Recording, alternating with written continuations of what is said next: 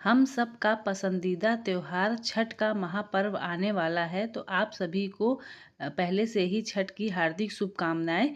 तो आज मैं आपके लिए खस्ता की रेसिपी बनाई हूँ, जो कि आप मेरी तरह से बनाएंगे तो आपके खस्ता बहुत ही ज़्यादा बेहतरीन बनकर तैयार होंगे और वो बिल्कुल भी कड़े या कम मीठा ऐसा कुछ भी उसमें नहीं होगा। बिल्कुल परफेक्ट रेशो से मैं बनाना बताऊँगी, जिससे आपके खस्ते बहुत अच्छे बन के तैयार होंगे। तो इसके लिए मैंने सबसे पहले 1 कटोरी चीनी दूध में जो है वो भिगो दी है। तो आप इसको पानी में भी भिगो सकते हैं, लेकिन दूध से इसका टेस्ट और ज़्यादा बढ़ जाता है। तो मैंने दूध में चीनी को 1 कटोरी भिगो दी है। और दूसरी तरफ मैंने जो 2 भेली जो गुड़ है उसको पानी में भिगो दूंगी। तो इसको फोड़कर मैं इसको पानी इसमें डाल देती हूँ, ताकि दोनों जो अच्छी तरह से फूल जाए। लेकिन दोनों को फुलाते समय आप ये ध्यान रखिएगा कि पानी बहुत ज़्यादा नहीं डालना है, सिर्फ उतना ही डालना है आपका गुड़ या चीनी जो भी है वो सिर्फ भीग पाए। मतलब बहुत ज़्यादा पानी नहीं डालना है, क्योंकि इसी में ही हमको आटा सानना है इस पानी से। तो दूध भी आप उतना ही डालिएगा चीनी में कि सिर्फ चीनी डूब जाए, क्योंकि दोनों जो है वो पानी छोड़ते हैं तो और ज़्यादा हो जाएंगे। तो इसको ढक कर मैं आधे घंटे के लिए रख देती हूँ, ताकि ये जो है अच्छी तरह से फूल जाए। तो देखिए, तो आधे घंटे बाद मैंने देखा है तो गुड़ भी जो है पूरी तरह से घुल चुका है। जो थोड़ा बहुत बचा है वो हाथ से हम रगड़ कर उसको भी फोड़ देंगे। गुड़ का पाउडर भी आता है, आप उसे भी यूज़ कर सकते हैं, लेकिन मैंने गोटा गुड़ लिया है तो इसको हम अच्छी तरह से हाथ से ही रगड़ कर घोल लेंगे। तो ये देखिए, गुड़ पूरी तरह से मैंने घोल लिया है। अब एक बड़ा सा बर्तन या परात जो है वो हम लेंगे। अब उसके अंदर मैंने 1 कटोरी आटा लिया है। तो 1 कटोरी आटा में मैं इसमें आधी कटोरी से भी कम थोड़ी सी सूजी डालूंगी। सूजी से जो है खस्ता बनती है। अब थोड़ी सी इलायची पाउडर मैंने कूट के डाल दिया है।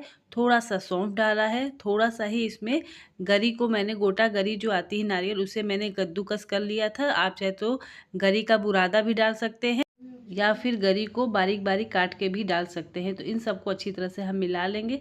उसके बाद मैं इसमें देसी घी का मोयन डालूंगी। तो देसी घी का मोयन हमको बहुत ज़्यादा नहीं डालना है, सिर्फ उतना ही डालना है देसी घी का मोयन कि ये सिर्फ मुट्ठी में बंध जाए, आटा जो है मुट्ठी में बन जाए, उतना ही डालेंगे।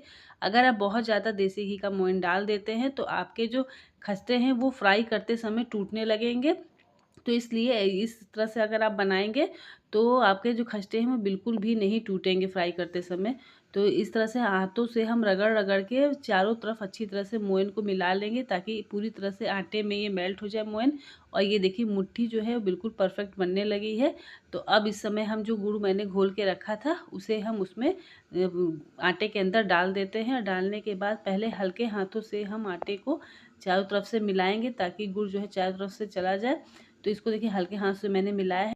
अब हमें पूरे आटे को इकट्ठा कर करके सानना है। तो आप इसको मारिएगा मत, आटे को मारा नहीं जाता है खस्ते के आटे को। तो इसे सिर्फ हम गोल गोल करके पूरे आटे को अच्छी तरह से मिला देंगे। अगर पानी कम लग रहा है तो हल्का सा पानी छींटा मार मार के आप इसमें आटे को कड़ा ही सानना है। तो ये देखिए, इस तरह से जितना भी बिखरा आटा था सब मैंने सिर्फ इकट्ठा किया है एक साथ। इसको मैंने साना नहीं है, आटे को सिर्फ इकट्ठा किया है, मारना बिल्कुल भी नहीं है। और ये आटा बहुत हार्ड सानना है, ताकि जो आपका खस्ता है वो अच्छा सा क्रिस्पी बन के तैयार हो। तो ये देखिए, इस तरह से इतना कड़ा आटा आपको जो है वो सान कर तैयार करना है। तो अब दूसरी तरफ मैं जो है वो चीनी का बताती हूँ कि चीनी का जो खस्ता है वो कैसे बनेगा।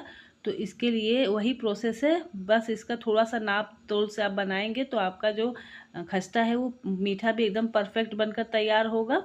तो ये देखिए, दूध को चीनी में जो डाल के मैंने रखा था उसे मैंने घोल लिया है। अब मैंने 1 कटोरी चीनी भिगोई थी, तो मैंने 2 कटोरी पूरी भर भर के इसमें आटा लिया है। उसके बाद मैंने इसमें आधी कटोरी सूजी डाली है, फिर वैसे ही मैंने गरी डाली है। उसके बाद सौंफ डाला है, इलायची पाउडर डाला है। इस सब डालने के बाद इसे हम अच्छी तरह से मिला लेंगे। मिलाने के बाद देसी घी डालकर उसी तरह से हमें मोयन तैयार करना है, जिस तरह से मैंने पहले बताया है कि मुट्ठी बन जानी चाहिए। उसके बाद जो चीनी मैंने घोल के रखी थी उसे भी इसमें डालकर उसी प्रोसेस से हम इस आटे को भी सानेंगे। बहुत लोग इसमें आटा के साथ साथ मैदा भी मिलाते हैं, तो आप चाहे तो आधा आटा आधा मैदा मिला सकते हैं, या सिर्फ मैदे से भी बना सकते हैं। और अगर मोटा पिसा आटा मिल जाएगा तो उससे भी आपके खस्ते बहुत बढ़िया बनकर तैयार होंगे। तो देखिए इस जो आटे हैं उसको मैं उसी तरह से सानूँगी जिस तरह से मैंने पहला आटा साना था। तो देखिए मैंने आटा को बिल्कुल भी माड़ा नहीं है, सिर्फ़ इसको मैंने इकट्ठा करा है, इकट्ठा करके उसको कड़ा वैसे ही साना है जिस तरह से मैंने पहले इसको साना था। तो ये देखिए आटे को हम रगड़-रगड़ के चारों तरफ से अच्छी तरह से उसमें चीनी मिला लेंगे और इसमें पानी नहीं डालेंगे, डालने की ज़रूरत पड़ेगी भी तो उससे सिर्फ़ छींटा मार-मार के हम आटा को सानेंगे। तो इस तरह से अगर आप बनाएँगे खस्ता तो आपको ऊपर से पानी भी मिलाने की ज़रूरत नहीं पड़ेगी और इस नाप-जोख से बनाएँगे तो आपका खस्ता बिल्कुल परफ़ेक्ट मीठा बन के तैयार होगा और बिल्कुल परफ़ेक्ट बनकर तैयार होगा। तो ये देखिए पहले मैं गुड़ का बना रही हूँ तो हाथों पे पहले मैंने देसी घी लगा लिया है। अब दोनों हाथों से हमें टाइट-टाइट मुट्ठी बनानी है। तो इस तरह से मैंने टाइट-टाइट मुट्ठी बनाकर तैयार की है। अब ये मुट्ठी को आप टाइट ही बनाइएगा, नहीं तो ढीले हाथ से अगर आप बनाएँगे तो आपके जो खस्ते हैं वो बिखरने लगेंगे। तो इस तरह से ये जो साँचा है वो मार्केट में आसानी से मिल जाता है, ये खस्ता बनाने वाला साँचा होता है। तो इस तरफ से लंबा या गोल जो डिज़ाइन आपको पसंद है वो आप बना सकते हैं। तो पहले जो साँचा है उसके ऊपर मैंने तेल लगा लिया है और हाथों से दूसरे साँचे को लेकर हाथों से प्रेस करके हम दबाकर इसे क्या कहते हैं खस्ता का शेप दे देंगे। तो आपको बहुत ज़्यादा दबा के एकदम चपटा भी नहीं कर देना है और बहुत ज़्यादा मोटा भी नहीं कर देना है। बहुत चपटा से वो कड़ा लगेगा और बहुत मोटा से वो अंदर कच्चा रह जाएगा। तो ये बिल्कुल परफेक्ट साइज़ है खस्ते की। तो इस तरह से आप सारे खस्ते बनाकर तैयार कर सकते हैं। तो ये देखिए एक गोल बनाकर भी मैंने दिखाया है। तो इतना ही आपको मोटा शेप में रखेंगे तो आपके खस्ते बिल्कुल परफेक्ट बनेंगे। और ये देखिए दोनों तरफ से डिज़ाइन कितनी बढ़िया से आई है। अब देखिए चीनी वाला भी मैंने सारे शेप ऐसे ही देना है जैसे मैंने पहले दिए हैं, उसी तरह से आप अपने पसंदीदा शेप को दे दीजिएगा। अब खस्ता को फ्राई करने के लिए सबसे पहले हम कढ़ाई में रिफाइंड ऑयल डालकर उसे गरम कर लेंगे। तो तेल जो है बहुत ज़्यादा हाई गरम मत करिएगा, नहीं तो आपका खस्ता डालते ही जल जाएगा। और बहुत ठंडा भी नहीं रखना है। अगर आप खस्ता छानते समय भी एक ट्रिक होती है, तो अगर आप खस्ता जो है वो हाई फ्लेम पे छानेंगे तो आपके खस्ते अंदर से कच्चे रह जाएंगे। तो हाई फ्लेम पे तेल गरम करके थोड़ा सा उसके बाद खस्ता डालकर अलट पलट के थोड़ी देर हाई फ्लेम पे छान के फिर मीडियम गैस पर आप छानिएगा। बहुत धीमा गैस करके अगर आप छानेंगे तो आपके खस्ते बाद में कड़े हो जाएंगे। इसलिए हमें इसे मीडियम फ्लेम से थोड़ा सा ऊपर करके ही छानना है और बहुत ज़्यादा देर तक तेल में इसको मत फ्राई करिएगा, नहीं तो भी आपके खस्ते कड़े हो जाएंगे। तो इस तरह से आपको अगर छोटे वाले गैस पे आप ज़्यादा क्वांटिटी में खस्ता फ्राई कर रहे हैं तो हाई फ्लेम पे करिएगा, और नहीं कम कर रहे हैं तो मीडियम फ्लेम पे आप खस्ते को फ्राई करके निकाल लीजिएगा। तो इस तरह से बिल्कुल परफेक्ट खस्ता आपका बनकर तैयार होगा।